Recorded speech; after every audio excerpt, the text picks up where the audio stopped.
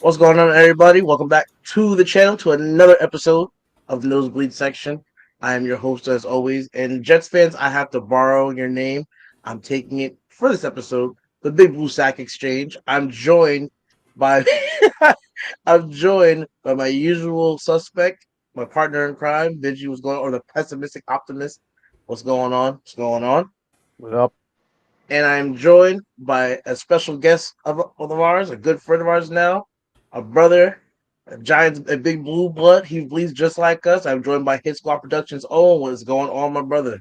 What's going on, man? Appreciate you guys having me on. I've been Uh, really looking forward to this. Thank you. we are more than happy to have you on. Talk some Giants talk, see different perspectives and everything. We're gonna jump right. Well, before we jump into it, on a somber note, I just want to start off saying rest in peace to the legendary Mike Leach, Definitely. master of the air raid offense, just an innovator in college football, legend of the game. He will be sorely missed on and off the field in the hearts of many people. And yeah, it was a tough day for I'm sure a lot of people, family and friends, and all affected. But Definitely. I did see that Mississippi State is going to play their bowl game. And they said that's what Coach Leach will want rather than not playing it. So Absolutely. definitely be pulling for Mississippi State this bowl season. Yeah. But let's get into it. And before we get into the game itself, I just want to say I just want to say my piece real quick on this. And Benji, I know you're not heavily on Twitter. Hit Squad, I don't mean you go back and forth on Twitter. I know you saw some of my tweets at like during the game and everything. Yeah. I don't know who's gonna see, so I don't know who's gonna comment or whatever. But before I even get to our game, I want to talk about Giants Twitter.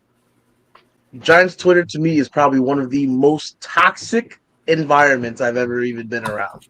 One Yeah. of the most toxic, from the regular fans to the content creators, because some of these content creators, I'm sure you've seen, post some of the most fraudulent stuff Oh yeah. week Oh to yeah. week. When we're on, everything is great. We're playing well. Nobody can beat the New York Giants. We're rolling, baby. When we start to lose, we lose one game. I get it. We lost four. I get it. We lose one game, and it's fire Dable, fire Shane, sell the team, move out of the state, screw the Giants. It's done. This team's a bunch of frauds. Like week after week, and you Yep. get sick and tired of just hearing it and seeing it.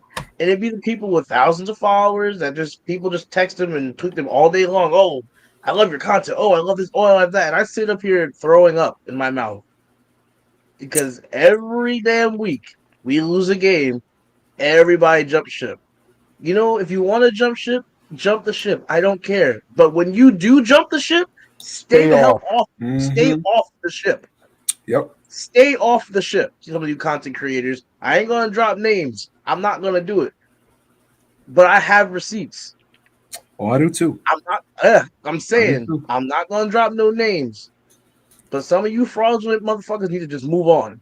If you Hmm? don't want to sit up here and be a Giants fan, and you want to talk about firing everybody every week, and this person sucks, Shane's on the worst GM in the Giants history, and blah blah, bring up Daniel Jones and Brian Dable, blah, like, yo, you don't have to be here. Nobody's forcing you to be a Giants fan. Nobody wants to see you cry about Daniel Jones every single week. Where, to be honest, on Sunday he was the least of the issues. Yeah. You're right. So if you don't want to be on Big Blue anymore, please sincerely fuck off. Let's start the show. Oh Let's man. That let's was start the show beautiful. now. You brought a Thank tear you. to my eye. Thank you. Yeah, Thank no, you. that was very beautiful. That was very you felt the love and you felt the passion. And honestly, Thank I'm there with you, man. I really am. I've kept my own receipts just due to the fact that there's a lot of people talking some fraudulent stuff, and you're right. There's when the team is winning, everyone seems to be arm in arm together. Yeah, you do have those fans that are still going to remain negative, you. Right. but when we lose, you want to talk about a toxic environment, man. I mean, Giants Twitter, and I've seen my fair share. I this wasn't this season, but this was like last year on Twitter because of an opinion, a difference in opinion. the person I was tweeting back and forth with was on some like, oh, go kill yourself. And I was like, yo, like what? Yeah. Like Like, from a difference of opinion. So, now I've realized that it's a very, and I hate using this term because there's obviously people that really do deal with it, but it's a very bipolar situation when you go into Hmm. Giants Twitter. You have the fans that are always upset, regardless of whether we win or obviously we lose. mm-hmm. Fans that are way, and I hate saying this because I'm a very optimistic person, but you have the fans that are way too optimistic. Like, and I'm just like, I need that bit of positivity that you got. And then you Bro, have the ones I feel that are more realistic, like everyone here, So I definitely agree with you, bro. yo, And I'm like, sorry because you just reminded me of like me and Joe going back and forth the other day. Bro, it's Because I wild. because I literally I jokingly said we were gonna beat the Cowboys 73-0. Yo, yo, it's all no, good. I have my like, moments too. I'm guilty. I'm guilty. I get it. yo, I am the biggest Giants fan. You can see the flag behind my back. You can ask Yeah. Benji. You can ask Benji. I sit up here and I be doing mock drafts for us in like fucking July and shit. Like I don't like I eat, breathe, and sleep this shit. Like I Yeah. coach 2 football teams. I watch Giants stuff all day long. Like I'm telling you, I'm the biggest Giants fan. But I'm a realist. Like I'm not gonna sit up here. The Eagles game, I said I'm not gonna vote against the Giants. I'm gonna rock with my team. I Yep. said, but let's keep expectations to let's be honest about it. Let's be realistic about this. You have to come in and play your A plus plus plus plus game to beat the Eagles right now. Yep. And we played what? F? We played an I F was about to say game? D minus at best. Like, Yeah. you can't expect to go in and beat the Eagles playing the way we did. So for Hmm. people to sit up here and be like, yo, we had this game if we would have just played better, like yo, I'm not saying we couldn't have won, but Jesus Lord, like, did you not see how the game went? Did you not see here like, oh well, that punter just didn't if he didn't drop that punt, it was one play. We were already down Hmm. like 3 touchdowns. Like Yeah. the whole team sat here and was like, "Yo, we got our asses kicked." Yeah, you did. Like, tell someone we don't know. Hmm. Like the rest of MetLife was all Eagles fans. All the Giants fans left in like the third quarter. So I'm like, "Yo, I'm a realist. I'm not gonna sit up here and be like, yo, we're going 17-0. Not realistic. It's Exactly. simply not. Like, Yeah. oh, but we just people sound like these like John Mayers and stuff. We just play with Giants pride. We'll go 17-0. Like, bro, That's yeah. Giants like it I can't Yeah. teach. I can't do like I can't even like yo 1st and 10 go run Giants pride. I can't like it's not a play. Yeah. Like I get it. I get it. You have to play with pride. And I talk to video brothers all the time. I coach O and D line in high school for high school football.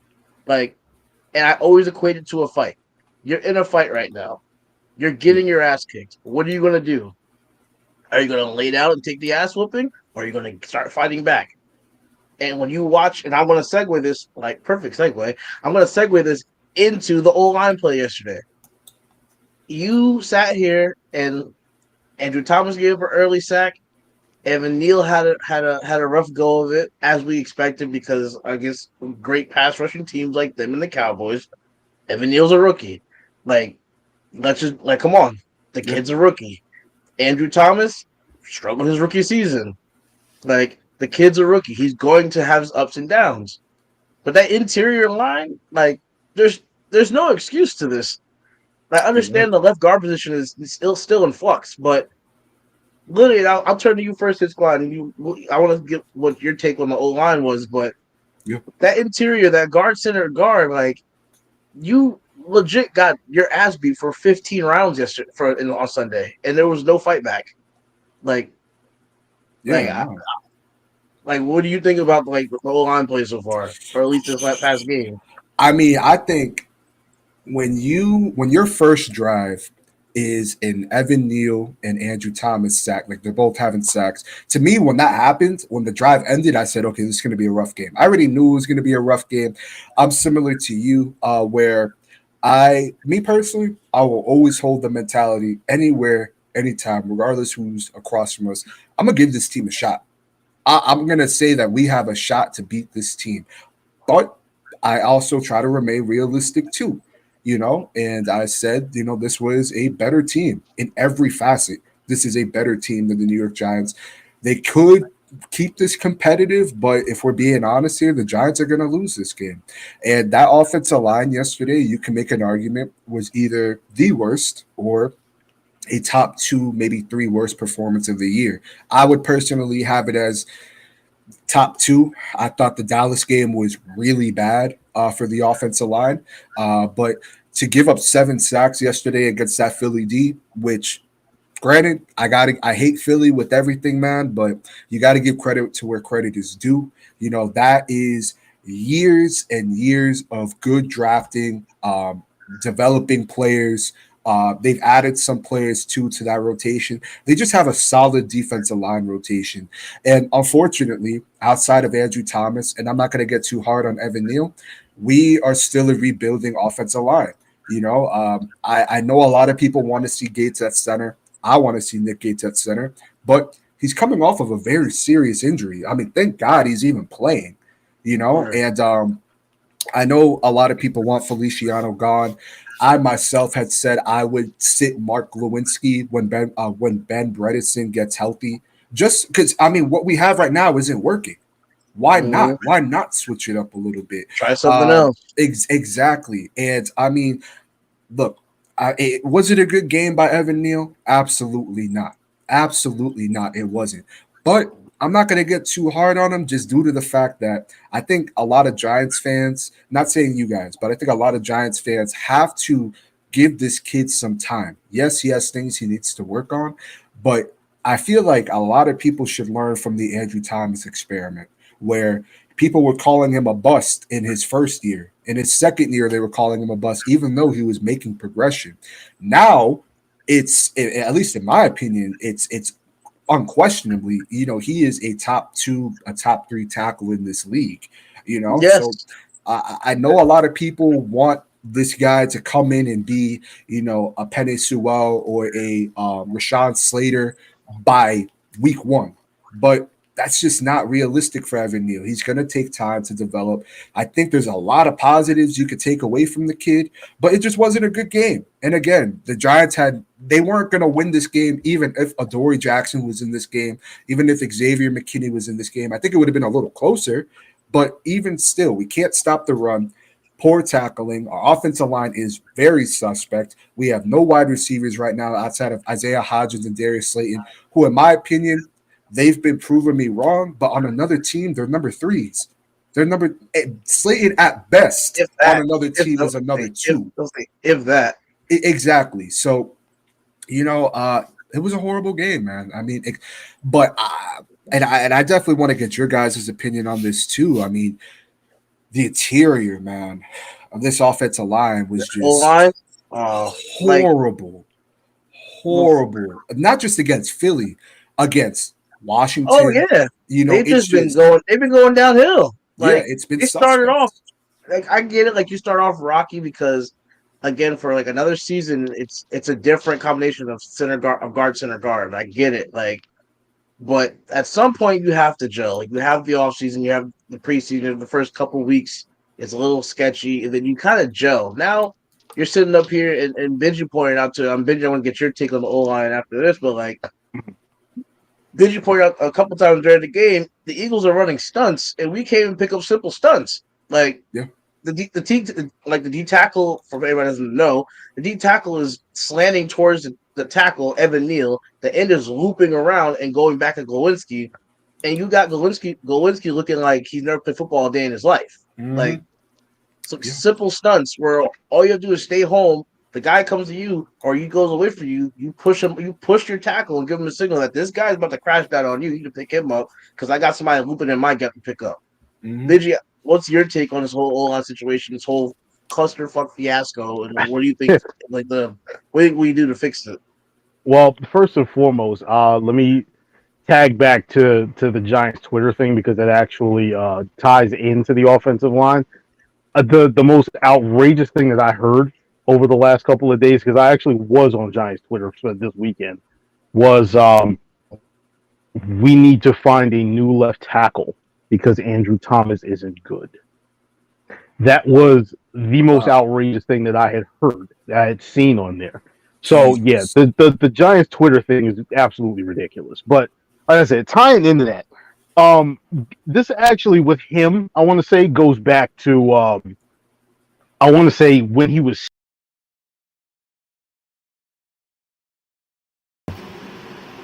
Why did that happen? I don't know. That was weird. That was Bitch, very what'd you weird. do?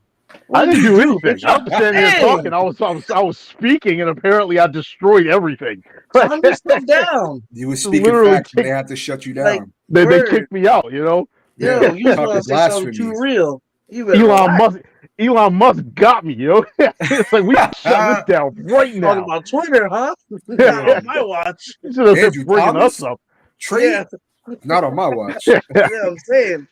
yeah, but Dang. like All right. getting back to what I was saying, like this actually, it seems like it was going back with him and his like the little bit of a lull that he's going through. It's going back to whatever when he had that illness right before the Cowboys game. I don't necessarily know what it was that he had, but it was some type of bug that was going around, the actual Giants locker room because a couple of people got it. Um, Mhm. but like I said, with him, I want to say he's still probably sort of recovering from that, so I'm not worried about him at all. All right. When it comes to everybody else on the offensive line, all right, Nick, you're a rookie, but come on, all right. As much as I hate on Alabama, they are still the best program in college football. All right, that is a fact. All right, you got to know, and you have to at some point understand that you're not always going to sit up here and see the same move over and over again. All right, this dude was getting beat by just the second move.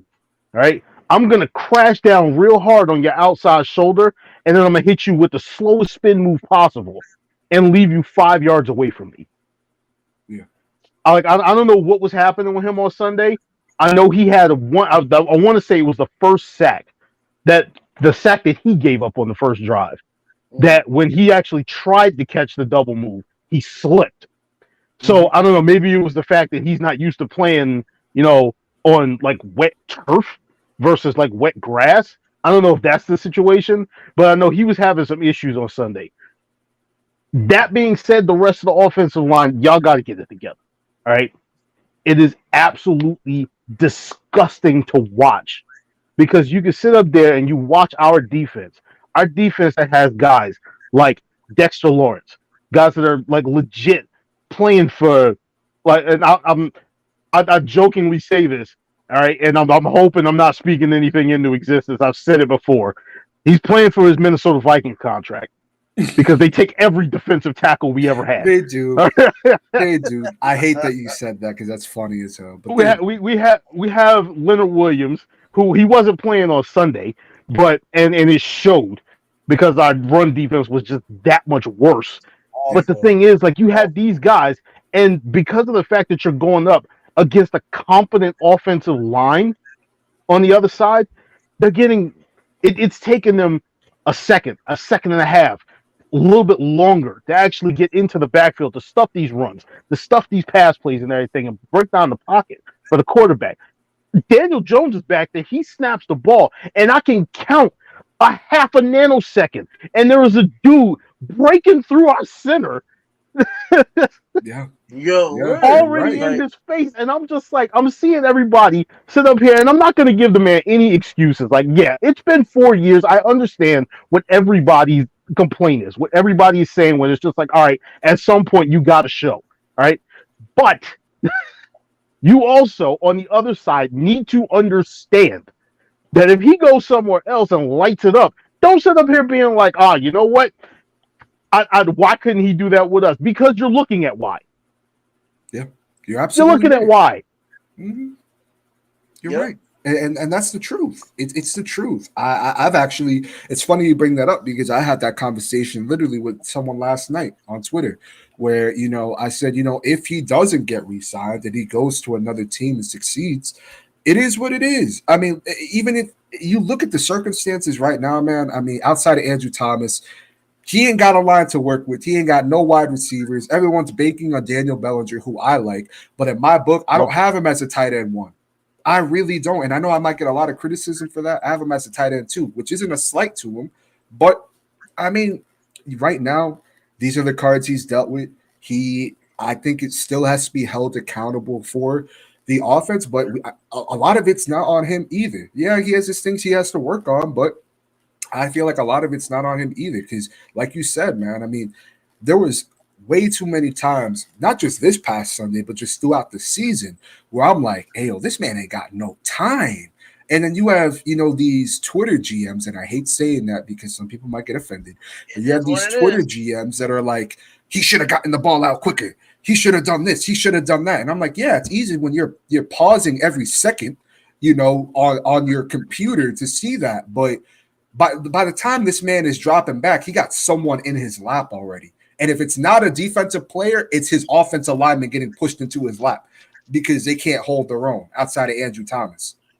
So Yo, I'm there with you, bro. what year was it where we had Eli and his number one receiver was Miles White?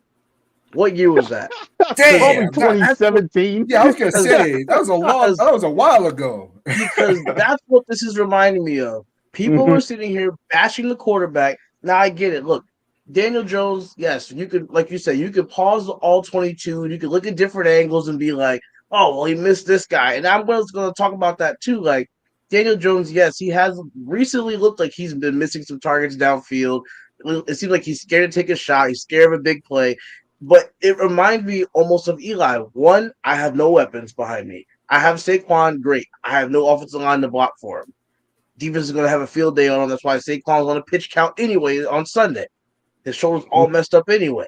Yeah. So you got Saquon, who's at what 60, 70%. You have no receivers outside Isaiah Hodgins, who was signed in like week 7, who's Mhm. like went from street free agent to damn near number one receiver because Slayton is inconsistent as the weather right now. And you Mhm. sit up here and you have nobody, you have no time. Eli, towards the end of Eli's career, what was he doing? He was snapping the ball, he'd step back, and after like a second and a half, he was like triggered because he thinks he has no time. He'd fall to the ground, Yep. and at first we'd all get pissed off, like, "Yo, what is this man doing?" And then after a while, you start to recognize, like, "Yo, this man knows he has no time in the He's shell pocket to throw the shocked. ball. He's shell shocked. He can't hold the ball. I need 3 seconds. Like 1, 2, 3. That's all I need to read through 3 progressions. And you can't give me 1, 2, 3 How because many years? on one you're getting beat, and it's my Mhm. fault because I have to be the professional franchise QB and be like, oh, I gotta do a better job of getting the ball out sooner. When, like y'all said, my center is snapping the ball and falling back into my lap. But that's my fault. Mhm. That's my fault. I'm getting the ball. I'm handing the ball off to Saquon, and Saquon, as soon as he gets the ball, looks up and has Jordan Davis barreling into him. But that's our fault. That's Yeah. Saquon's fault. Saquon's a bust of a running back because John Feliciano and Mark Lewinsky can't block two people. You're Every right. play, every play you get your ass kicked. Like You're right. And that it's it just reminds. I'm sorry to cut you off, but that's you're just good. what it You're good. reminds me of now. Like it's 5 years later, and it's like, yo, when are you going to fix the old line? And if you know, bitch, I was the biggest guy. Like Mark Lewinsky, 4-year, $20 million deal. He comes from the Colts. It's a good system. It's a good offense. He's a good, solid veteran guard. Bullshit. Like, Yeah. I prove me said the same wrong. thing though. I'm not gonna lie. Like, I said the Mhm. same thing. I thought he was like gonna be a nice piece for us. I was like, great, we got him. Like Evan Neal, I'm not worried about Evan Neal. I'm really not. Like, yes, he's Bama. Yes, he's a rookie. Yes, he had a rough game. I get it. He's gonna have his ups and downs. Again, like you said, his hit Andrew Thomas rookie season did not play good. Did not play good. Comes back sophomore year, plays a little better. Now the guy's a top 5 tackle in the league. Give Evan Neal a year or two. Have some consistency. Have the same head coach. Have the same offensive coordinator. Same O line coach. Have the same scheme you're gonna run. Bring some consistency to the organization first before you sit here and can try to tell everybody that everybody is a bust. Because that's what really kills me. You can't expect people to have 4 coaches in like 3 seasons and be like, "Oh, this team sucks." You would suck too if you had to learn 200 plays in 3 years.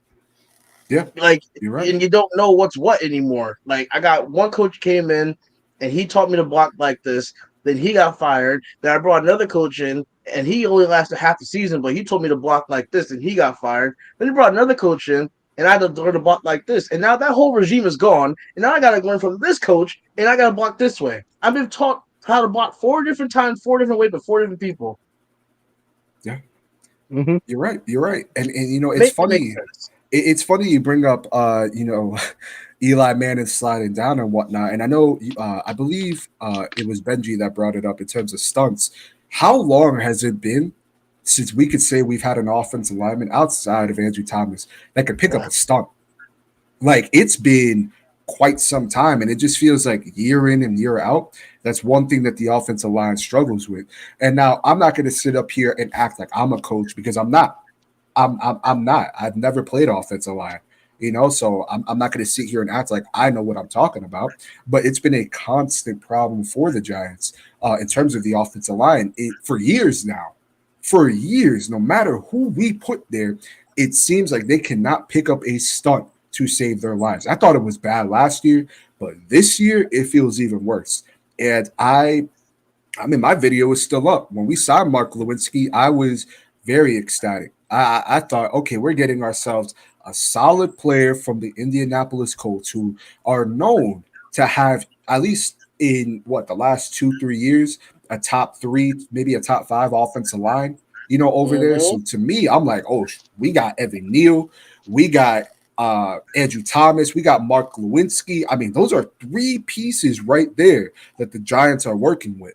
And Glowinski's not looking good. I mean, I just said it in the beginning of this episode where I'm looking at, when Ben Bredesen comes back, Glowinski should kind of ride the bench a little bit because it's not working. I love the Nick Gates story. I think, it's incredible that he's playing right now.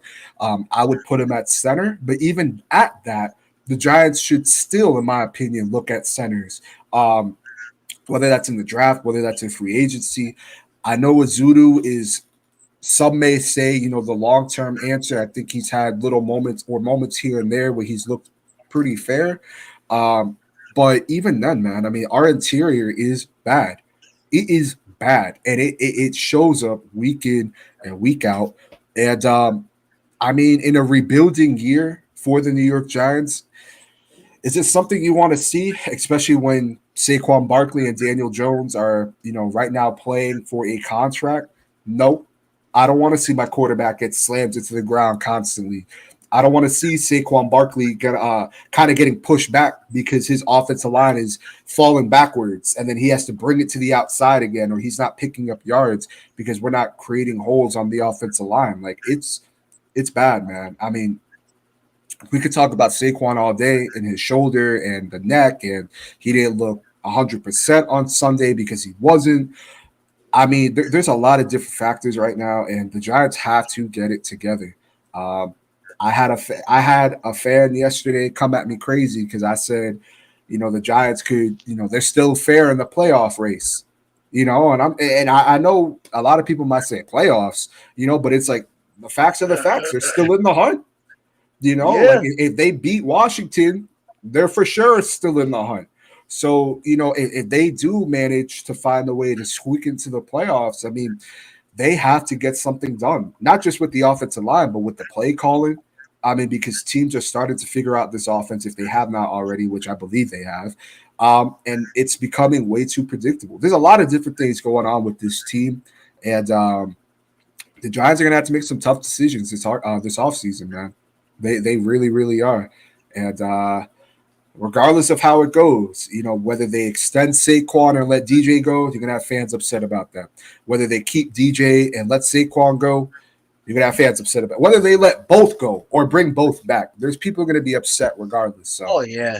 you You, know, you, you you can't can't win. you can't you can't you can never win. You can never Unfortunately, win. that's just what it is. That's the life of a Giants Yeah. fan. And I think I put up on Twitter also yesterday or Sunday. I was like, a lot of you Giants fans, content creators, and whoever else on Twitter and everything in general, a lot of you guys have been spoiled by the fact that we won 7 games this year. Absolutely. A lot of you guys are spoiled by that fact.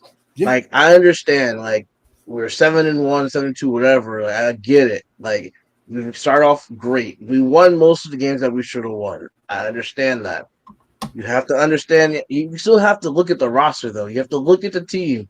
It's a brand new regime. It's a brand new coach. There's a million and one moving pieces. We're playing checkers every week, dropping people, adding people to the practice squad, waving this guy. There's roster moves week in and week out. There's people being elevated from the practice squad on Saturdays and playing on Sundays. Yeah, Like, ain't that something, man? like It's you know what I'm crazy. saying? Like for you to, what was my prediction at the beginning of the season? 7 and 10, 7 and 9, 7 I had us going 10, or 10 and 7 and 10. 7. I had us 10-7. I'm not gonna lie. My prediction was 7 and 10 to start the season. You heard what Like, mine was. It was 7-10. If everything went right, 10-7. I like that. I like you, Benji. like, like I said, like yo, I'm gonna keep it real. I'm like yo, I don't see us stacking up with these certain teams. If you could steal a win or two, that's great. Hmm. Like that's and I don't think I factored the Tennessee game, but I'm like yo, I had us at 7 wins, and that's more than wins that we've had the past year or two.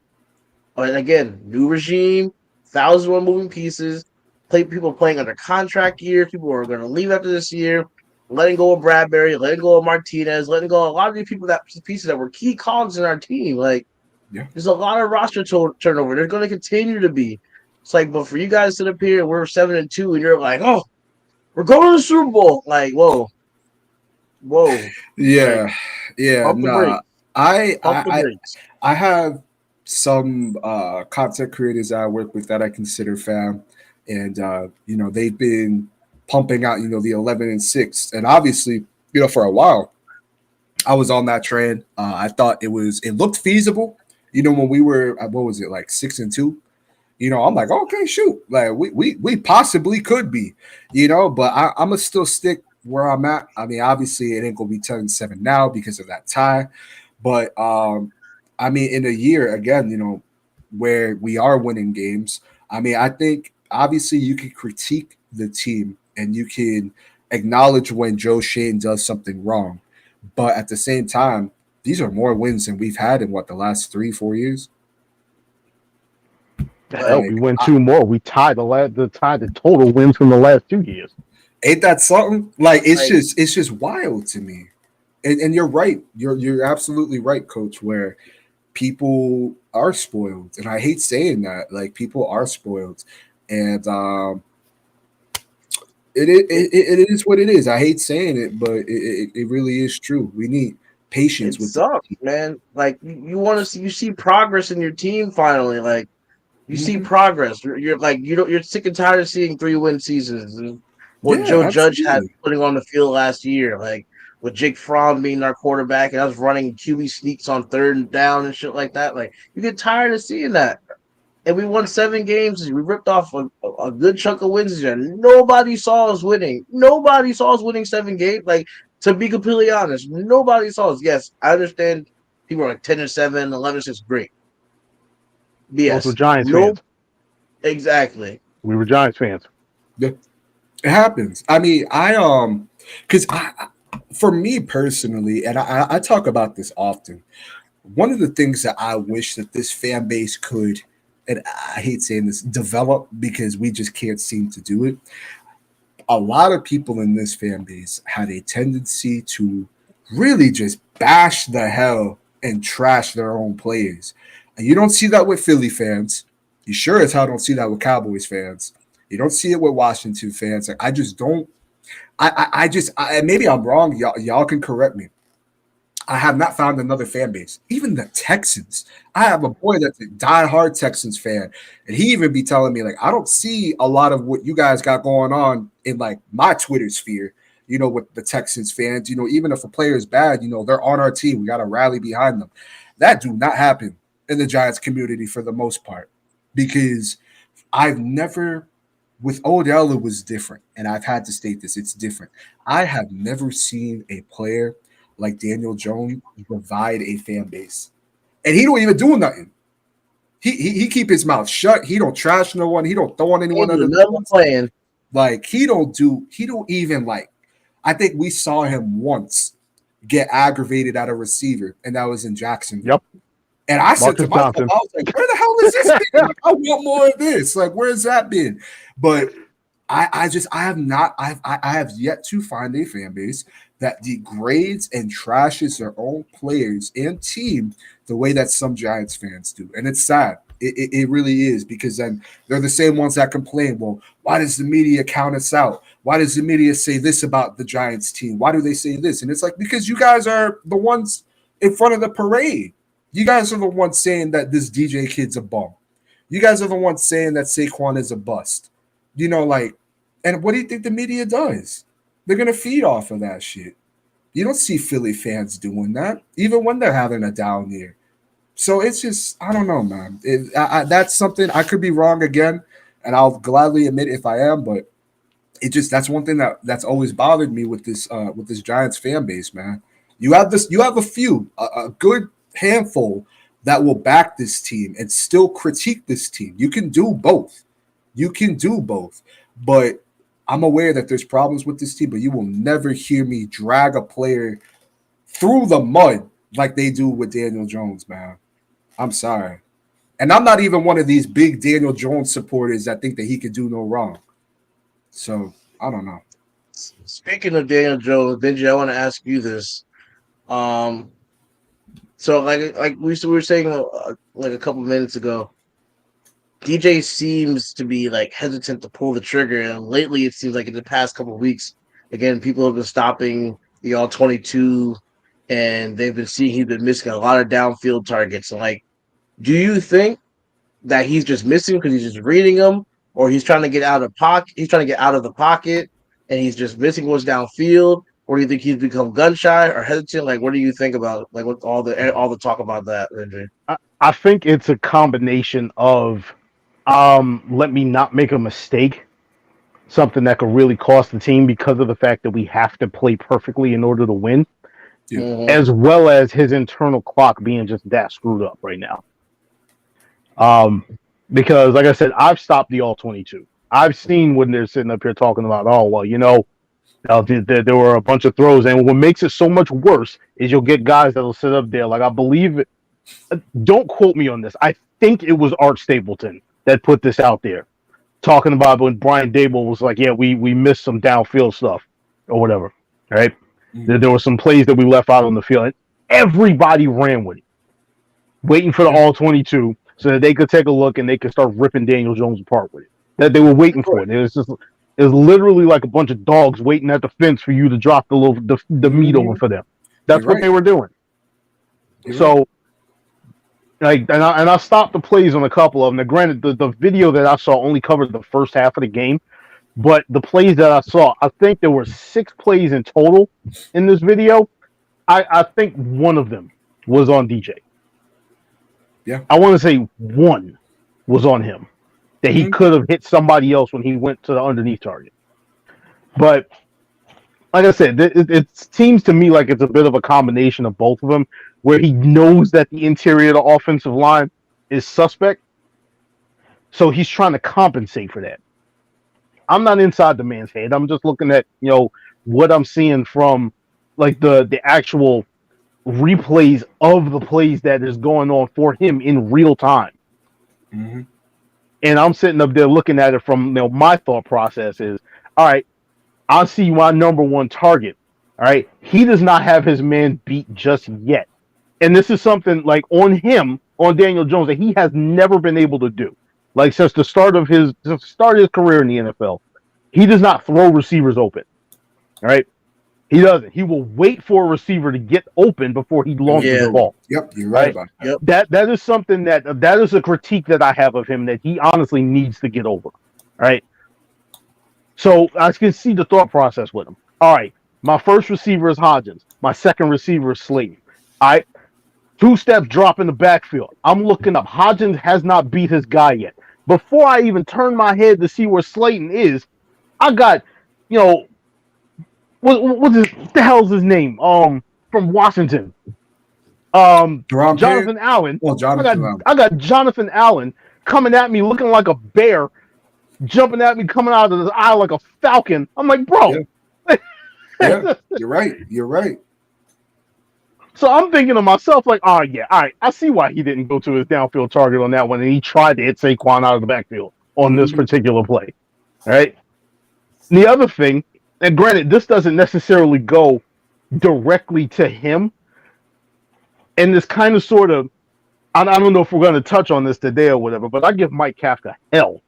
All right. I hate the dude. Oh, I cannot we're gonna have stand to. him. But I understand to a point that he is handcuffed. All Yeah. right. Your offensive line is so screwed up that one of your biggest out of the backfield targets, Saquon fucking Barkley, cannot be released into the passing game because he has to be left in the block Chip just to block. give Daniel Jones that additional half a heartbeat for him to scan the field. Mhm. Yeah. You're So right. I'm just like, I cannot stand that. Now again, part of it, there's a whole bunch of different things. Like the whole, it seems like the chicken and the egg paradox when it comes to our offense. Like, is it the play calling that's causing the deficiencies, or is it the deficiencies in the offense that are affecting the play calling? I don't have the actual answer to that. But all I know is the what we have right now is a concoction of bullshit, and I can't deal with Yeah, it. no, me too. And it's funny to kind of to piggyback off on that in terms of when the all 22 was dropped. One of the at least I would think it's the biggest play, at least from what I've seen on Twitter, that Giants fans are going after Daniel Jones for is this past week we played Philly. Isaiah Hodgins beautifully sells a double move on Bradbury. Beautifully. And you had people saying, why didn't Jones hit him? Why didn't he throw him open? You go and you look at the play. By the time dude realizes that Hodgins is even like downfield, he got someone in his fucking lap. Excuse my Yep, language. But he got someone in his lap. He evades it. He you ain't gotta tries do to go that. forward and hit it. As he sees that he's started to break, takes a sack. How can I get on Daniel Jones for that? With by the time he turns his fucking neck around, he has someone right there in his face. What do Mm-hmm. you want the kid to do? I mean, granted, there are plays. Yes, he needs to make proper checks. I think he and I've been saying this. I think he's improved in his reads this year. I really do. I think you can blame Garrett and Joe Judge for derailing this kid, but I think he's taken some strides going forward this year. But that play, that really pissed me off. I keep my mouth shut with this man, and because I don't want to ruffle no feathers with no one, whichever. But I'm gonna just say it. This is gonna be the first time I say it publicly. It is what it is, and we doing it right here. A lot of y'all need to stop calling and watching this all 22 film because y'all don't know what the fuck y'all are You've seeing. never played football. You don't know what the You've fuck you're talking never about. played. I've played, and even with that, like I don't even break down film because I'm just like, I'm not about to show my ass and look crazy. But you got some folks out here that are like, oh, this is what's going on, blah, blah, blah. And I'm like, bro, like you don't even know what the fuck you talking about, bro. Mm-hmm. And it's That's sad why. because it's people. Some of them are people with like followings, like a big following, Yes, and yes. it just pisses me off. It really pisses me off, man. Oh my God, yo! I love that you guys just know what my rundown is, and I don't have to say anything. I'm just Good. sitting back letting y'all go. Like you guys are hitting on the nail so much. Like Chris, just what you're talking about as far as like the people on Twitter and everything. Just I watch. That's why I don't comment. That's why I don't tweet back at people. I'm not Yeah, trying to get in all these Twitter yeah, wars and talking to people. Get haha, he blocked me and screenshotting it and putting it up and like I'm not gonna argue with you because 9 times out of 10 you ain't never step on the field in your life. Like you never played the game, and if you did, you probably played in like fifth grade. It was probably too hard, and you went and played something else. Like half these people never played football a day in their life, and you want to sit up here and I watched the all 22. Oh, because it's like what you went on YouTube and watched some highlights. Like, is that why? Like, come on, yeah. come on, man. You You're right. never played football a day in your life. You can't read it. You can't read a defense. You don't know a zone from a man. You can't sit up here and say why the offense is sliding left or right. You can't tell me why Saquon's in blocking. You can't tell me who's playing the X, the Y, or the Z, or what route they're running. You can't tell me you can't tell me anything about this. All you could do is sit there and you can watch Daniel Jones drop back. and watch a guy run down the field 20 yards and say, ooh, ooh, ooh, ooh, he's open. Why isn't he throwing the ball? Now freeze it there and look where Daniel Jones is when he's 20 yards down the field. I guarantee you he's dancing around because he has a guard here, and a center all in his lap. And Saquon's probably picking up one of the guards because Lewinsky's probably getting beat. So now I have two D linemen that are 350 pounds running at me. And I can't get out the other way because Evan Neal's getting beat. So where the hell do I go? You want me to sit here and stop everything I'm doing while three people are screaming at me and bomb the ball downfield? Yeah. You don't know football. And that's why And I don't even get in it with people. Me too. and then if bro. that mess gets Me too. picked off, then what? Right. Mhm. Then it's, He well, shouldn't have why'd he thrown throw that. that? Why'd What he the hell throw was that? he doing? He should have Yep. You just checked can't it down. you cannot win. Yeah, bro, Cannot you're win. right. You're right, Which is man. like personally, like as much as I've been on the fence about Daniel Jones, I watch him sometimes and I'm like, okay, that was a great read. Other times I'm like, dude, how'd you miss that throw? Like, I'm a big critic of the guy, but if the guy leaves, I hope him nothing but the best. I hope the guy's going to be a Hall of Famer. I truly do, because these Mhm. people that sit up here on Giants Twitter and sit up here and be like, oh, why couldn't he do it here? Yep. You watch the season, right? You know football, right? You watched the All 22. You know football, right? You can tell us why he couldn't do it here, right? You Because you know things. you know something, man? Like, I want, maybe you guys will laugh with me, maybe you won't. To me, I thought this was funny. Earlier today, I had tweeted, considering that the Giants are most likely going to be selecting in the mid 20s, I'd like a linebacker or a wide receiver. I left it at that. I didn't even say nothing.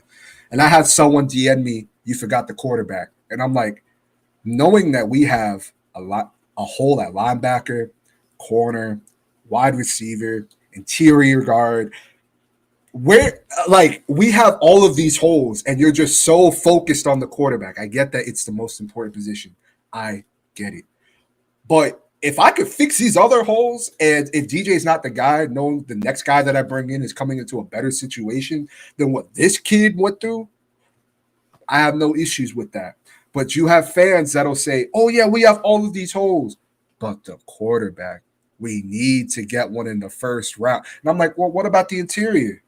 What about our linebackers? Y'all get on Jalen Smith and Tay Crowder every damn week, rightfully so. What about the linebackers?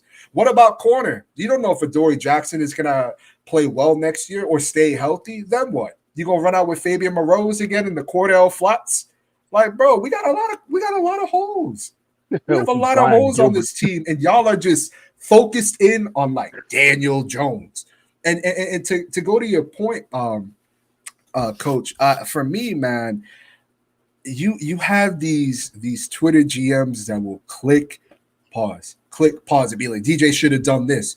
And to your credit, they don't equate to the fact that the offensive line isn't holding up. What if the receiver ran the wrong route? You feel me? Yeah. And DJ's like, I ain't going there. You feel me? And by the time he goes to his second read, guess what? Because Lewinsky couldn't pick up a stunt, he has a 350-pound defensive tackle in his damn face. What do you want this kid to do? He's running out there with practice squad players and bag boys, if we being real. I'm sorry, I hate saying this. They're in the league for a reason, but they are bag boys. They are not getting it done. Outside of obviously Isaiah Hodgins and Darius Slayton, who have proved me wrong, but even then, I still stand on it.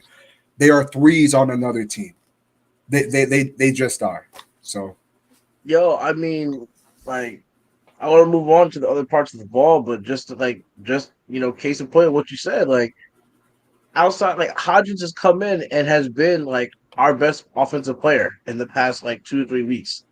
Somebody who hasn't been with us somebody who yep. was with us the entire offseason, who didn't start the season with us, gets signed up 3 or 4 weeks ago, and is probably like our most consistent piece on offense. Like, Ain't that something? and that just says everything. And I mean, and it's crazy because it's not just the offensive line. Special teams had probably their worst game of the season as well on Sunday. I mean, you have the giant It's killer cool. himself, Boston freaking Scott, came in. And of course he Mhm. got Fuck his that guy. touchdown because, oh, guy's the worst. Of course, he It had makes to me get his sick to my touchdown. stomach. Yo, and just when we scored a touchdown, I was like, all right, we got a touchdown. We're only down, I think it was like, what, 14 points, something like that. This guy goes and rips off like a 70-yard return. 97-yard return or Yo, something. I'm like, yo, come on, like, yo, Only can't. against us too. That's the Yo, craziest thing. my man ran from East Rutherford to California. I'm like, bruh. Untouched. Untouched. I'm Untouched. like, you got hit between him doing that and freaking Jamie Gilligan dropping the punt. I'm like, bro, like, I mean, they really showed Brian Dable too, which was the best thing of the entire game. That's the best thing of the entire game was they showed Brian Dable's reaction to all this. And Brian Dable was just like staring at the field, watching the shit, and he just turns around. He's just like, the fuck was that? Like, Yeah. you could see him mouth it. Like, what the fuck is, like, he was so disgusting. I know people were talking about him in his post game and his press conference and stuff like that. Like, oh man, we just got our asses kicked, and Brian Dable's just the calmest guy in the world. He's just sitting here like he's not up at the screen, he's not up at the podium all fiery and yelling and screaming and this and that. I'm like, well, you guys ran the last guy out of here. His name was Joe Judge. The last guy that came in here talking about we were this and we're that, yelling and having everybody run through the brick wall, blah, like blah, and you ran him out. Mm-hmm. Now Dable's over here. What's yelling and screaming 2 days after the fact going to do? You're right. I'm sure he didn't walk in the locker room and give everybody high fives at halftime. I'm sure it wasn't the case. I'm sure he wasn't handing out gold stars and gold stickers on the sideline like, oh, you got a tackle, good job. Like, I'm sure that wasn't the case. I'm sure he was pissed. I'm sure he lost his shit multiple times. But after a while, and it's like me and Benji said again, we were watching this shit happen, and as soon as Gillen dropped the punt, we were like, just one of those games. Yep. Mm-hmm. Just one of those Giants games. Nothing is going to go right, and we just have to strap in and watch it because we are gluttons for punishment. Yep. Yeah. And we just hoped that they didn't hit 50, and they didn't. That's literally all it came to at one point. Yeah, it was like, you're right. We're going to lose. Just do not give up 50 points. That was literally the only thing. But I mean, special team was bad, and defense was just as bad. Like I don't understand. I don't understand it. Like again, the only thing I can give as a positive is in my name. You could see it. Big Blue Sack Exchange is that Aziz is back on the field. KT's on the other side. And those two young motherfuckers were ripping it up. Oh, they were actually getting back there. They were causing some penetration. I get that they gave up. They're giving up some contain. I get it. But KT was back there. Aziz was back there. I'm going to take some positives from that. The interior D-line, we got to fix. I get it. Not having Cat on the field killed us. I understand that. I got you. I'm going to let you chime in. Not having Cat on the field killed us. Dex is one guy. He's not going to kill everything himself. He's not, especially when we're getting triple teamed. But for Aziz to come back in 2 games and have his 2 to 2.5 sacks already, like that already bodes well for not only him, but for KT, because now I don't have to sit here and get double and triple teamed because I'm the only threat on the edge. You saw he got a holding call finally? Yeah, I was shocked. Yeah. I was like, "Yo, like they got one of the season." Like, I mean, you got like I said, that's one of the positives I can take. I'm not going to say it was an amazing all-around performance at all, but I'm going to take the fact that we got some pressure on Jalen Hurts. They both got getting in the backfield a couple times. I wish they could have broke down. I wish we could have stayed in our pass rush lanes a little more and been a little more disciplined in that. But I'm going to give them their flowers, and I think that they had a good game. If nobody else on the defense. Also, I read that Carl Banks was giving Jalen Smith his flowers. I saw that. He was saying he was everywhere in the game. I feel like he got washed out a couple times, but I did too. But legendary linebacker, knows his shit. Carl Banks. Mm-hmm. Who am I to tell Carl Banks who can play linebacker? Yeah, I'm around the way he thinks. If he thinks Jalen Smith balled out, I'm gonna give Jalen Smith his due too. But Benji, you go ahead because I see you were burning up over there to chime in, so you got it. No, like I know you were when the first thing you were talking about the interior, the defensive line. Part of that, now I know Cat not being there is a big issue, and I completely agree with that. So, like as far as like the depth goes, that's something that needs to improve, and that's not something that we can actually do right this second. But what we can do, and this is going to go back again to coaching, is we have to adjust to what we have on the field. One of the plays where our defensive line got absolutely destroyed, and you didn't breeze over it, you mentioned it, was this one play where we only rushed 3 people. Dexter Lawrence got absolutely jumped on this play. He got washed down to, I don't know, I forgot whose side he was coming on to or whatever, but I know he was rushing from the center and he got washed down over towards the left guard and was just absolutely buried. I swear he was in the zombie apocalypse and he was getting eaten alive. Yeah. You know, You cannot design anything like that and expect to get any kind of pressure. There was no blitz coming on that play or anything like that. mm-hmm. This was all either zone or man cover because the only thing, like, I was so like astonished by the fact that you had this pocket that opened up for this dude, and the pocket looked like 2 parallel lines down the middle of the field because there was no one there, thanks to just the scheme that we were running. Like, I was like, you gotta be kidding me with this. Yep.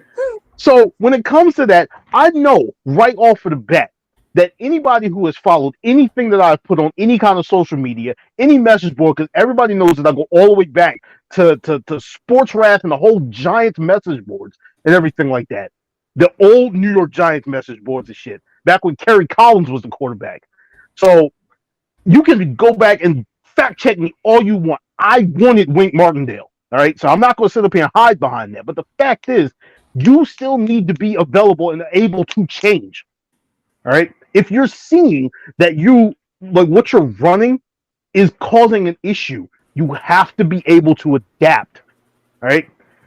That unfortunately is part of what got him fired from Baltimore in the first place. Mm-hmm. So why would you run your head into the wall and continuously do the exact same thing? No, you're right. It's 3rd and 437. Why are we blitzing 15 people? Yeah, you're right. That needs to get fixed. Now, the one thing I do want to bring up, now, Joe, I'm completely with you with giving Azeez Ojulari and Kayvon Thibodeau their flowers. The one thing I'm going to get, and like I said, anybody, you can call it a nitpick if you want to, all right?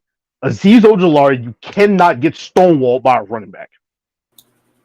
You got to put him on his ass. Yeah, you're right. There were too many times, and credit to Miles Sanders for standing in there, manning up and throwing his shoulder, right? But you got to do better than that, Azeez. Come on. You absolutely have to do better than that. And I mean, like, they were showing replays, too, and not only was he getting stonewalled, like, he was stumbling back. Like, Miles Sanders was putting Azeez Ojulari on his ass, and, like, Azeez was like, whoa, like, stumbling back and then running somewhere else. So I'm like, bro, did you really just get, like, your ass kicked by a running back? Yeah. And then you run off? Like, bro, the running back should never want to be okay with pass blocking. You should be like, nah, I'm not doing this. Like, yeah, you're absolutely right. And it's funny, you had to go back to Benji's point, he actually was talking about this earlier, something he had seen on Twitter. I saw something on Twitter earlier today that made me like, I literally had to close my app on my phone because I was like, I'm good for today. Like, I'm good.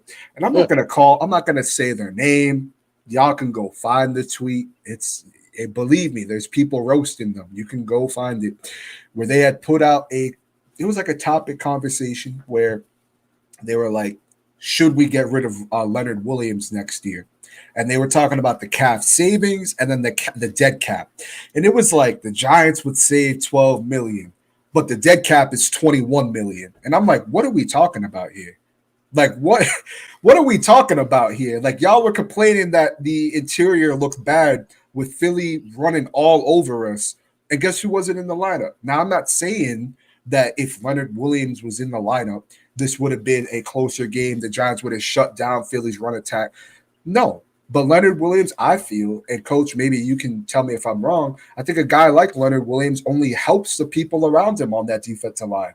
It only helps Dexter Lawrence. It only helps Kayvon and Azeez. So to get rid of a player like that, who in my opinion has been nothing but productive for this team since he's entered the Giants facility, I can't get rid of him. And a $20 million cap hit? Why am I going to pay $20 million to some? Like, are y'all not learning with Kenny Golladay? Throwing money at fire and just letting it burn? Like, why would you do that? Because then that's another hole you got to fix. And Dexter Lawrence is only one person. He goes out, you're fucked. You are, excuse me, but you are fucked if Dexter Lawrence goes down and you get rid of Leonard Williams. You want to talk about people running on us, boy? It's, I mean, look, it's like when the Bears traded Khalil Mack. Yeah, You know, or was it the Bears or was it the Raiders? Or was it Gruden? No, Oh, it was it Gruden. was the but they It both was traded Gruden. Khalil Mack. yeah, they Well, both yeah, they traded. both traded They him. They both both traded traded him. Khalil But Mack. my point I was saying was John Gruden wanted to sit up here and trade Khalil Mack and then come back the next game and be like, "We need pass rush." Yeah, that was, I know exactly what you're talking about. That And was I was funny as like, hell. "You need pass rushers, You but you traded traded Khalil Khalil Mack. Mack. That's why you don't got a job right now. But Like, make it make sense. you're right. You're right. Like, yo, man, we need a running back. All right, let's trade Saquon for a seventh. Damn, we need a running back. Like, bro, what? Like, Yeah. like you, and to your point, like you said, just making more holes for your own team. Mm-hmm. Like, there's It's just not enough wild. draft It's picks, wild. and there's not enough draft capital, and there's not enough money out there to fulfill the needs and make every Giants fan happy. There's not enough. Even if It, we had an unlimited cap, we were playing Madden, we turned the salary cap off, and we were Yep. negative $1 billion in debt. Somehow, some way, somebody would be mad for some reason. We went out and we just signed every top free agent. Everybody gets $400 million for 4 years. Unlimited bankroll. We go into the draft. Somehow we have the top 5 picks in the draft, and we draft the top 5 best players in the draft. Somebody would be No pissed complaint. because you You're can't right. make everybody happy. You're absolutely right. You cannot. You just can't. Oh man. I mean, did you have something you were to say? no, I was just going to go over a couple of things. Well, first, back onto the Aziz Miles Sanders thing. Miles Sanders is that was me checking the other phone or whatever. Miles Sanders is 5'11", 211. All right. Aziz Ojulari is 6'3", 240. Come on, bro. Come on. Oh my. The other thing, and this is going to the idea of what Chris brought up, talking about get rid of Cat to save the $12 million or whatever. First and foremost, this goes back to what Entertainer was saying on Twitter when everybody was talking about get rid of Daniel Jones. Who is your replacement? Great point. Tyrod It's the Taylor. it's the exact same thing when it comes to this talk about Cat. Who's the replacement? Who are you bringing in to fill that hole? Because it damn sure ain't Mondo or Mondu, whatever the hell his name is. Because Who? he was getting Mondu, the dude that was getting dragged all over the field. Henry Mondale. Yeah. Yeah, he was getting dragged. Justin Ellis was getting dragged all over the place. Him and his 700-pound ass that can't fucking plug a hole for nothing. He can't move for shit. At all. So He can't move for shit. I'm sitting up here, and as bad as it seems, I'm already. I hate the fact that I'm doing it, Joe. You've seen it. I am already on the mock draft simulator, and I hate it. We haven't even gotten to the combine yet, Mm-hmm. so I'm already sitting up here looking. I was looking at free agents earlier, like where can we fill some of these holes at? And I'm thinking to myself, like, what are we going to do as far as the wide receiver market? What are we going to do with this other thing? Yada, yada, yada. What are we going to do with the offensive guards?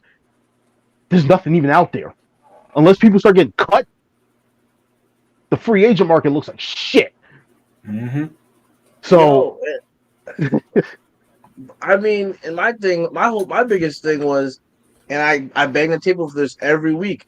I don't understand why we will trot the same bullshit out there week in and week out when there's people on the free agency like a T.Y. Hilton, who the Cowboys just signed, rich get richer.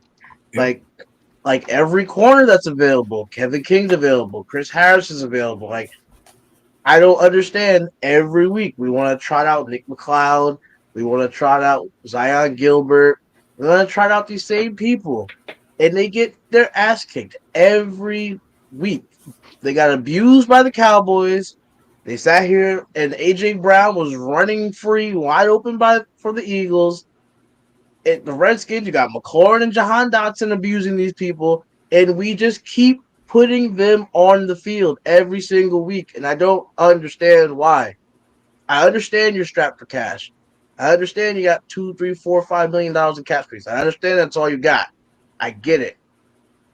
Not everybody's going to ask for $5 million. Mm-hmm. Kevin King, again, some of these corners have been sitting on free agency the entire season.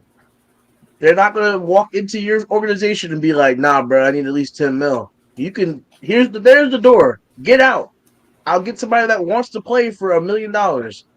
Get somebody. Stop signing practice squad players. Sorry, signing what Chris said, bag boys on a Friday onto the practice squad, elevating them on Saturday, and playing them on Sundays. Stop doing that. They don't even know the system. They came Friday night, and you're playing them Sunday morning. How could they possibly know the entire defense? You're And I right. don't want to hear Baker Mayfield did it. Like, I don't want to hear that either. Because I don't know if you guys watched the shot, but when they had Odell on, he was like, they do similar things, over there in Mhm. Cleveland, schematically on the offensive side. So he felt, and he said it. Y'all watching this, y'all can go look at that clip. Wide receiver routes. So like for me, I mean, yeah, people are going to point to Baker Mayfield, but hearing that tells me, there's at least some familiarity with it. Now, I credit Baker Mayfield. The win is a win, but at the same time, it's like you're not going to have that all the time. You're not going to have that all the time, and you have people banging their chests, which it's a few of them. Again, I'm not going to call them out, but that were banging their chests for this David Sills guy. Where is he right now? He's been a healthy scratch since what, like week 3, week 4? Why is he Mhm. I why is don't he know. holding The a hell, roster spot? I was one of them. We, I'm yo, I was sorry. one of I'm every them. week, He sorry. got, he got, he got every his. week, every week we get on, we're like, where the hell is David Sills? Yeah, Every week we've done that for the past, like, what, 2 months? Mhm. yeah, it's bad. It's so bad, and it's like there's things with this Giants team that you can point to and be like, "That's coaching. That's a coaching mistake." And you know what? Dable will learn from that. People got to remember that this is his first time coaching with the Giants. Kafka's first time calling plays. Wink, I trust the most out of everybody on this in this organization right now because we know what Wink can do. He just don't got the pieces to do it right now. I mean, yeah, for me, I saw a lot of people complaining that the Giants too much man against Philly. Well, Philly was tearing us up when we were playing zone. So, like, what do you want this guy to do? I mean, when your number ones out there are Fabian Moreau, Nick McLeod, Zion Gilbert, Darnay Holmes, Cordell Flott, come on, bro. It comes to a point. I'm gonna say something I be telling my girl all the time when it comes to Cowboys stuff. Be for real. Like, be for real, man. Like, come on. Like, what do you expect the guy to do on top of not having Xavier McKinney, on top of not having his choice at linebackers, which there's a reason why Jalen Smith was a free agent this year. There's a reason why, granted, the story with Tate Crowder is nice, but there's a reason why he was picked last. Like, these aren't, it's a rebuilding process. And despite how the season goes, there's always going to be negatives. There's going to be positives you can take with it. But the Giants right now, they're overachieving. I think there's things that they have to obviously improve on. But when I look at what they're working with right now, it's like, geez, like there's only so much I can get at them for. Now you are right, Coach, because when you look at that T.Y. Hilton contract for Dallas, it's only like 1.2 million. You telling me the Giants couldn't figure out how to get $1.2 million? Like, really? And you're right. The rich do get richer. Um, I wasn't upset when we didn't trade for a wide receiver, even though I said I thought the Giants should have. Um, you know, it is what it is. But we got a bunch of bad boys out there, not just defensively, but offensively as well.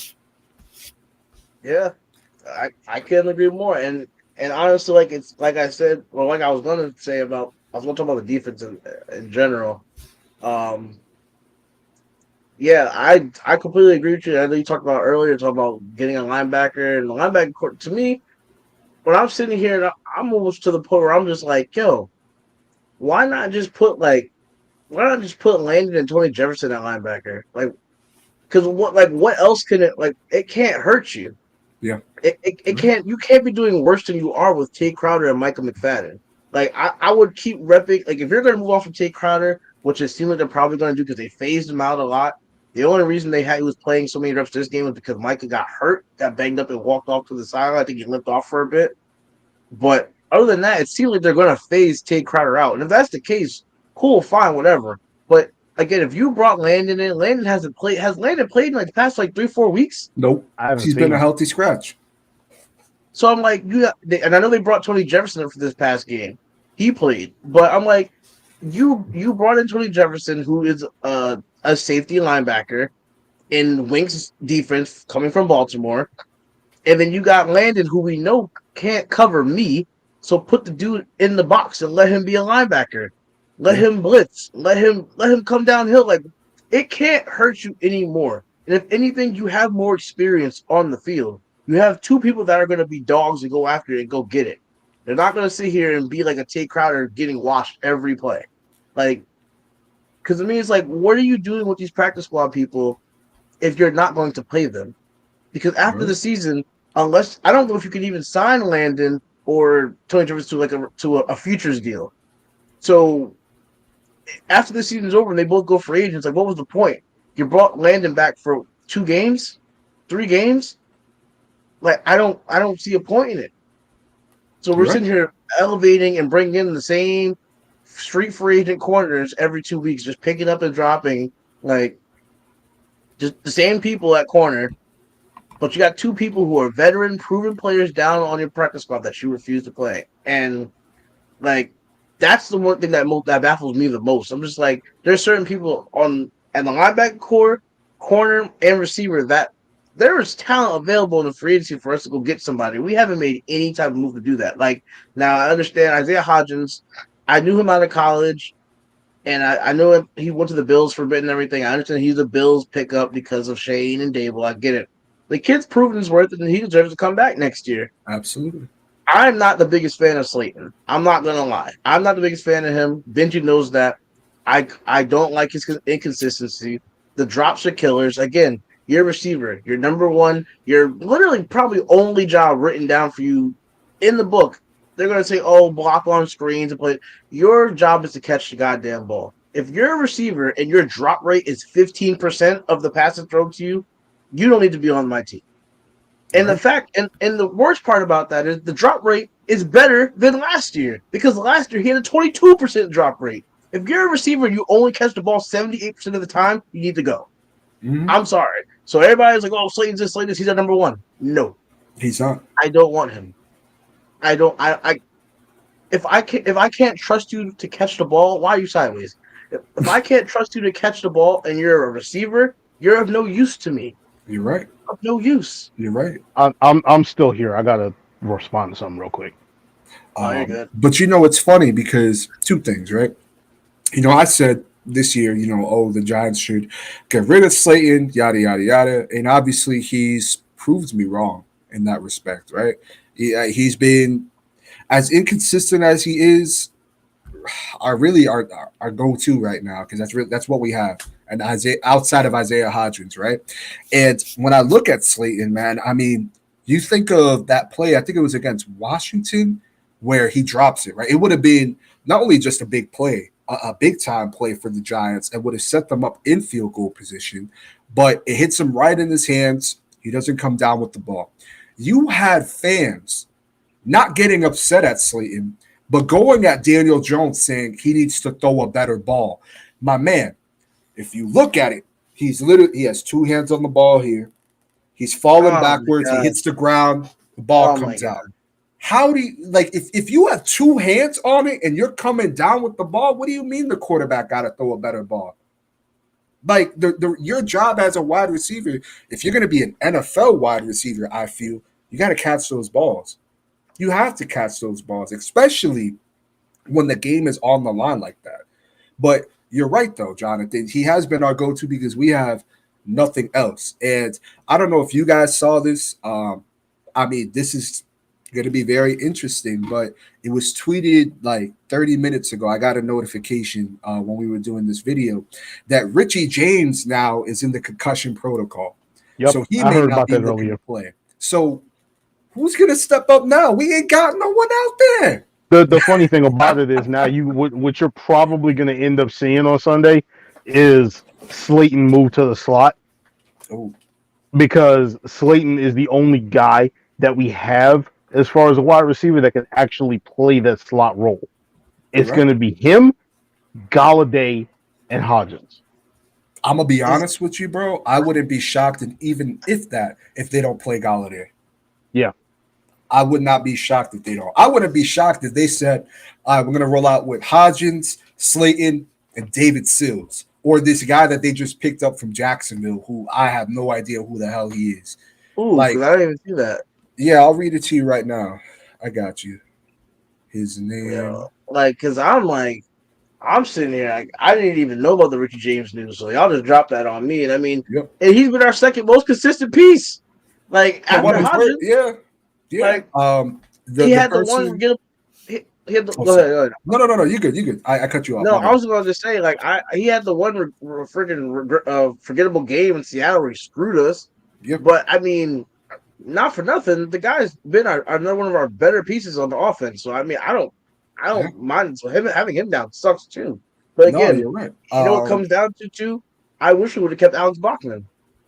There's that too. Who said that he should get starter time? Come to find out that he's on the Texans practice squad, so he's not even getting starting time for a 1-11 team. Like Because they picked up Amari Rodgers.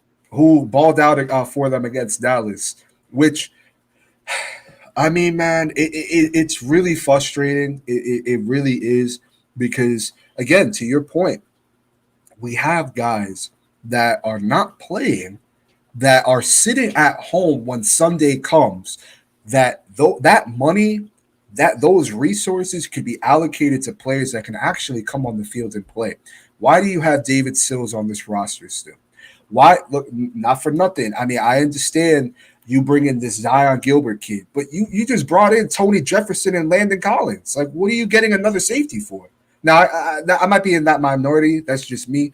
I understand Xavier McKinney. We don't even know if he's going to play the rest of the season. I get it. Well, But Justin Pinnock is Benji's boy, but he sucks. Benji's Jason boy. Pinnock, yeah, I'm not the biggest fan Really? of the kid. I think there's That potential with him, but I'm not the biggest fan of the kid. that was supposed to be sarcasm. I'm Fucking hate sorry. that guy. Oh, I see. I see. I feel. No, I he's feel. I feel it through the camera now. So for as much as Jets fans were pissed at us that we got him, that dude You can sucks. have him back. Yo, that guy sucks.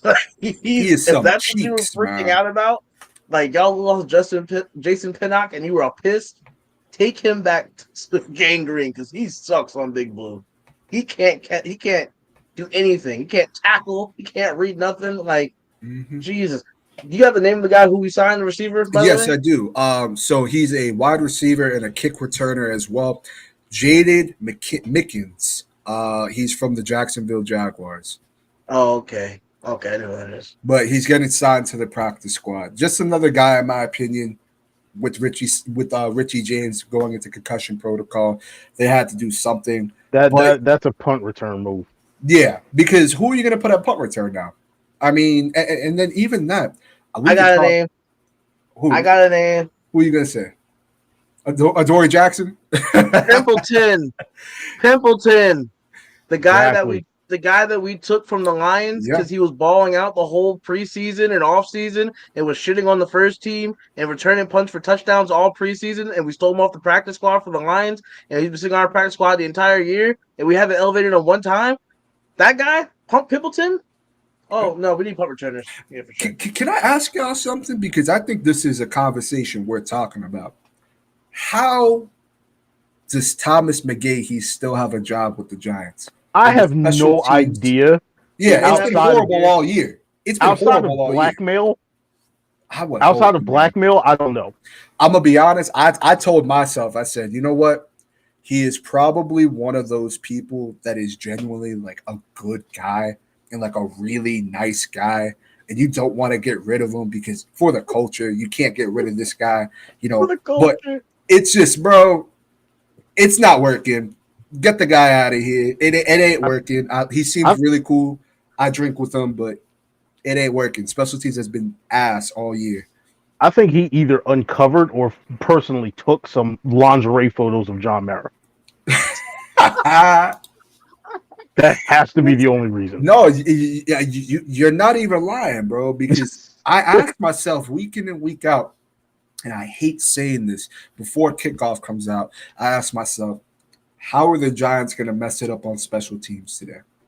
How? How are they going to mess it up? Because week in and week out, there's always one issue or another with the special teams that you're saying to yourself, yo, this was once a strong suit for the New York Giants. It is now a weak spot for the New York Giants. Something has to get fixed. Something really has to get fixed. And actually, Coach, I got to ask you something because I feel like you would know more than me, obviously, but it's something that's on my mind.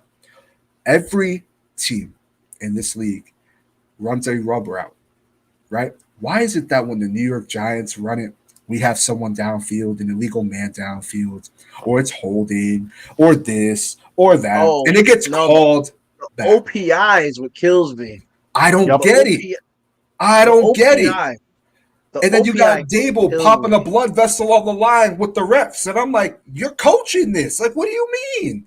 Like, why can't we run this? Well, it pisses me off. It's two parts because one thing, and I get on our offensive line about this all the time. Unless you are running a screen pass, there's no reason why you should be down the field illegally. All right. That right there, that's just stupidity and you losing yourself in the moment. I don't understand how it ever happens. If your timing is off on the screen pass and you get downfield a little bit early, fine. All right. Other than that, fuck out of here. Do your job. Right. The rub route thing, I'm not going to understand this mess, and I think it has more to do with the fact that this is a very young team. You know, as far as the receivers go and everything like that, who aren't going to get the benefit of the doubt with stuff, because you can see it happened in the Philly game, it happened in the Dallas game. I want to say it happened in the Washington game too, where we ran the exact same route concept, the exact same play as our opponent, and we got hit with the OPI when they did. Yep. Yeah, right. every week it's just like, oh well, he has to do a better job of selling it. But it's like, yo, Chris Myarick ran across the middle of the field. He's running his route. When he looked up, the defender was there, and you literally saw him try to get out the way. You literally saw him try to turn his shoulder, and he banged into the guy. Bang, OPI. It's like, I get that it's all about the timing, John, but like, yo, it's every week. Every week we get hit with OPI. Every week. And the other team does it, and it's no problem. They knock our corner off the route, and the receiver goes for a touchdown. It's fine. Same thing we do. Right. Go ahead. Stuff is starting to merge together, so I can't remember exactly which week it was, if it was this week or last week. But somebody ran a pick route on us where it is their tight end was coming across and do legit set a basketball pick on our like trailing cornerback. Whereas, like I said, Myrick was actively trying to get out of the way. And you have an OPI called on us. I'm like, bro, what the It was a Washington game. It was a Washington game. Because I remember that. I think that was Dotson coming across the field or whatever. He's the one that caught the pass and kept running. But I don't understand it. I literally have no idea why it is that we are forever getting hit with this call and no one else is. Yeah, I don't get it, bro. I don't understand. And again, you have Dable popping a blood vessel on the sideline with the refs. Like, and to me, it's just week in and week out. I just don't get it. And you saw ultimately how crucial it was in that Dallas game. That was a touchdown, a walk-in touchdown by Isaiah Hodgins, taken off the board. Yep. And the Giants, look, I get they are a young team. You are absolutely right about that. I think if I read correctly, we are the third or second youngest team. I think it's the third in the entire NFL. But even with that, like you said, man, I mean, something's got to change, bro. Something really, really has to. To me, and I thought Jahawar said it best. We're at the point in the season where these rookies, man, you ain't no rookie no more. You're not a rookie anymore. You are a NFL player, and the vets have to step up and really instill that into these rookies. You know, this is where football really counts. And the Giants have not been in this position since 2016. 6 years. The Giants have not been in this position where we're playing meaningful football right now in December. And I mean, I said this, and I had some people come at me. I had someone call me a fake fan, and I was like, it is what it is. I knew we was going to lose against Philly. To me, I had my eyes on Washington from the moment that board went to 7-4-1, and I said, okay, we're going to lose against Philly. Let's try to get healthy for Washington. Let's really focus on Washington because that's going to determine whether the Giants make it into the playoffs or not. You lose against Washington, it's it. I'm sorry, I hate saying it. It's it. You weren't going to win against Philly. Philly completely dismantled the Tennessee Titans, who I love the Giants. I was very excited that we won. We should have lost that game. If I'm just being honest, the Giants should have lost that game against Tennessee in week 1. They completely dismantled the Titans. And to me, knowing that we had a banged up defense, more banged up than Tennessee's, I told myself, oh, it's a wrap. Hurts is going to have a field day on this defense. And I had people calling me a fake fan. And it is what it is. But what did he do? He had a field day against his defense. And it is what it is. Now, Carson Wentz is going to be coming back. He's supposed to be backing up Taylor Heineke in this game, which by all means, back the kid up because we didn't play. Or actually, no, I could be wrong. I think Aziz did play against Washington. Yeah. Correctly, he did. But Adoree may be coming back for that game. That's looking likely. I don't know if Bellinger is going to play in that game because he's dealing with the rib injury now. The defense is clicking. And I think, honestly, man, I mean, this has to be a statement game. You are in prime time. FedEx. Gotta win. Now, gotta win. My question to you is Daniel Jones. Am I going to get the Daniel Jones that's the Washington Commanders slayer? Or am I going to get prime time Daniel Jones, who is like what? I think it was like 0-6, 0-7, something like that. He's 0-9. Oh, and even worse.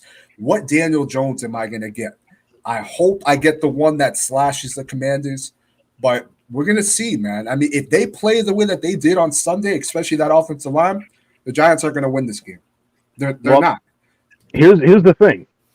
Is Mike Kafka going to gimp Daniel Jones and not run the RPO ever in the entire game? Or is he actually going to unleash the dude? You're right. Thank you for saying that. Thank you for saying that. Because that right there with Daniel Jones is part of his problem.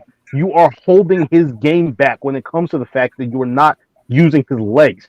A couple of weeks ago against Washington, it wasn't the Washington game. This dude had like 70 yards rushing. 71 yards rushing. And it wasn't him on the RPO. It was him escaping the pocket. Mm-hmm. So you see right then and there, if he can get outside and start moving, he can make some things happen. It's like shock. Wow. Like that brings me to my last point, to be honest. Like I know like Daboll's the head man. Daboll to me, obviously Daboll's safe after this year. It comes down to the coordinators, and I'll leave it to both of you, but offense, defense, special teams, like going forward, do you believe that these are the right guys for the position? Like, do you believe Kafka can turn around and be a great OC? Do you believe Wink is the right guy? Like, can he make the adjustments? Can he actually try and attempt to make it up, not just be like, "Yo, live or die, I'm doing what I want and screw it." And then special teams is McGahee. I have it closed. I'm not even paying attention to it. And special teams is McGahee. Is he done after this year? So I'll leave. Chris, I'll start with you, and then Benji, I'll get your thoughts, and then we'll wrap this thing up. So is McGahee gone after this year?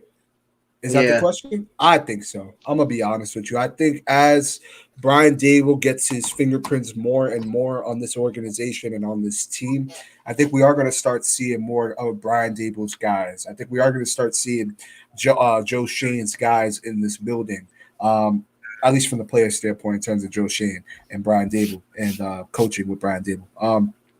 For me, man, I think he has to. I really do.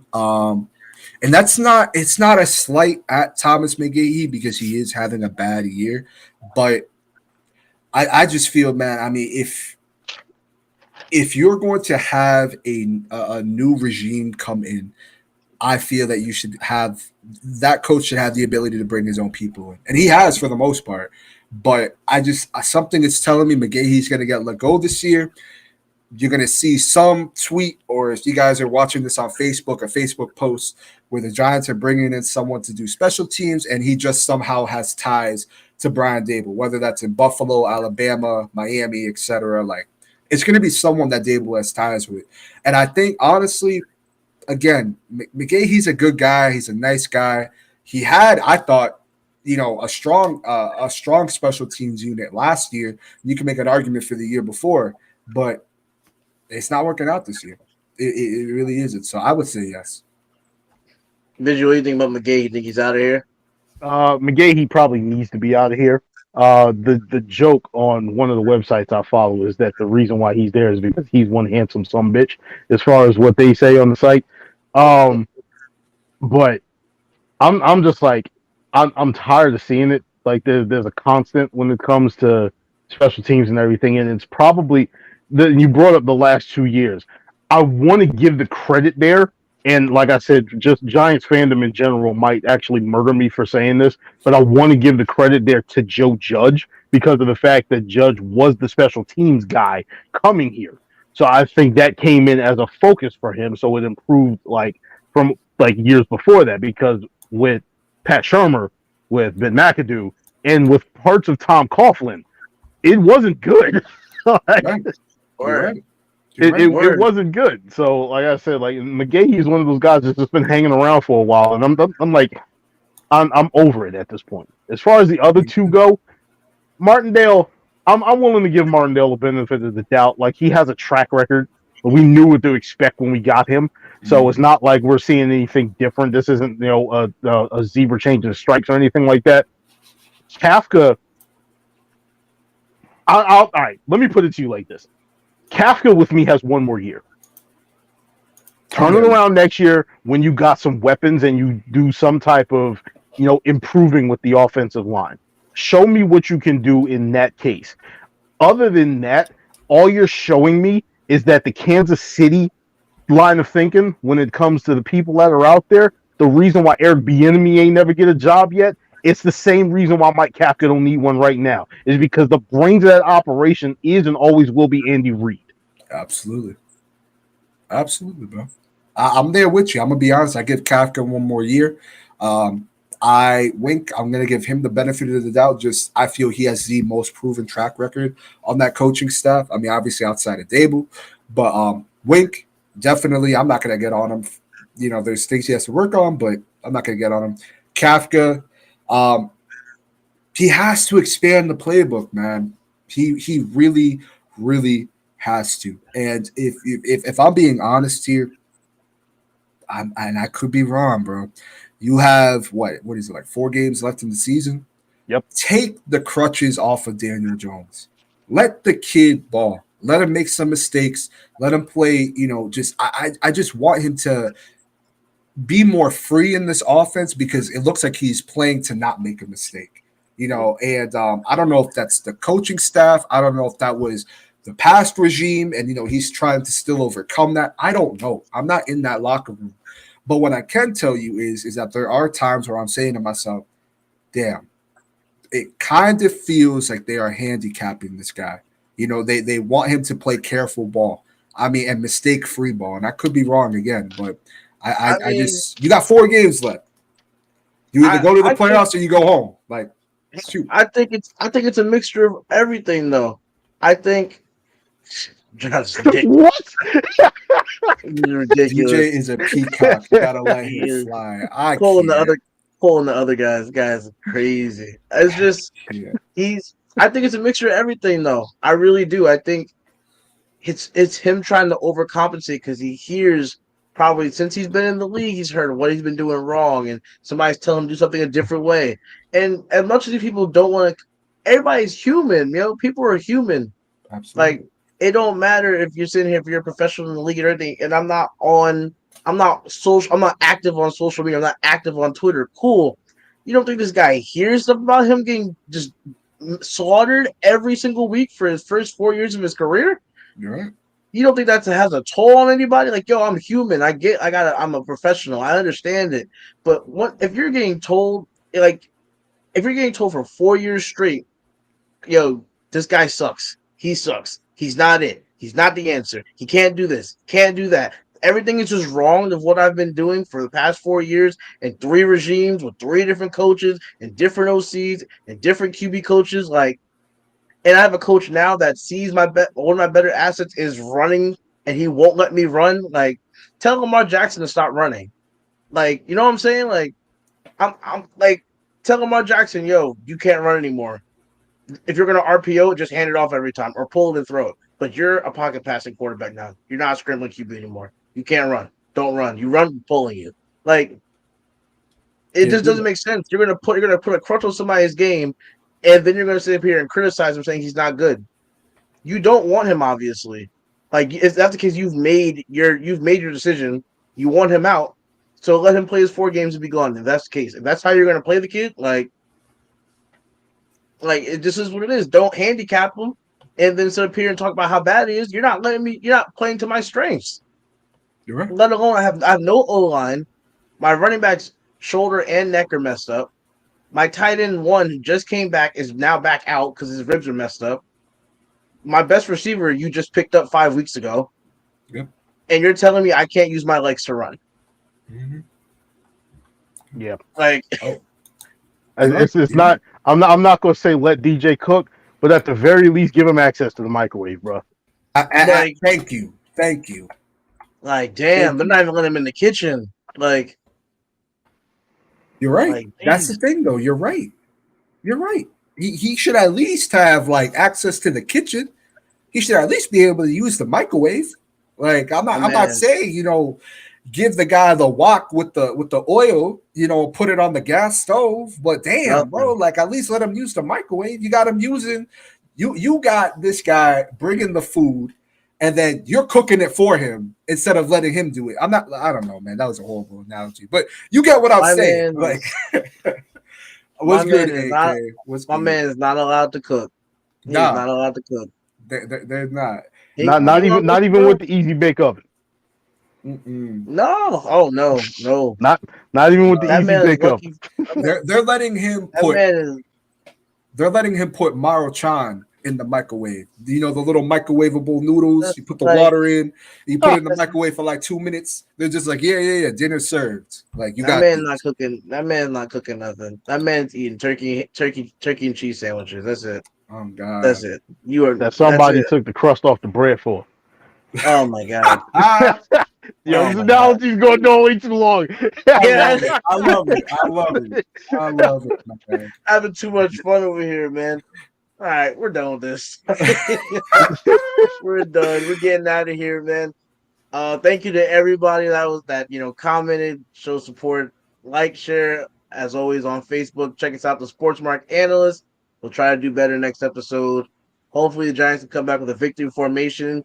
Chris, loved having you on. You're welcome at any time, my man. It's been great having you on. Love to do more collaboration work with you in the future. Guys, if you haven't checked out Hitsquad Productions on YouTube and check him out on Twitter. He's pulling out a lot of great content. You'll not be disappointed. So until next time, guys, go Giants. We're out of here. Peace.